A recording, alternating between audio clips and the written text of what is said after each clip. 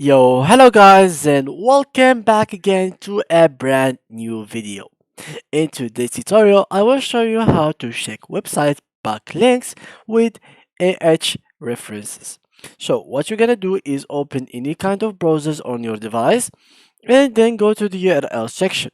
What you're gonna do is type Ahrefs, here it is, and as you can see here guys, click on the first link.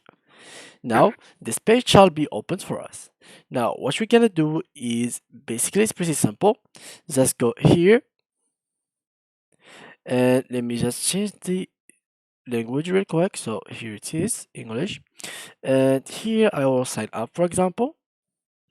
And basically there is everything is paid unless the you go for the like two years subscription. The 2 month, the two first month, they will be for free.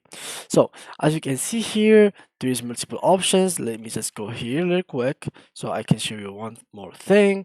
Let me just turn it in English and I will make it like that. Here we go.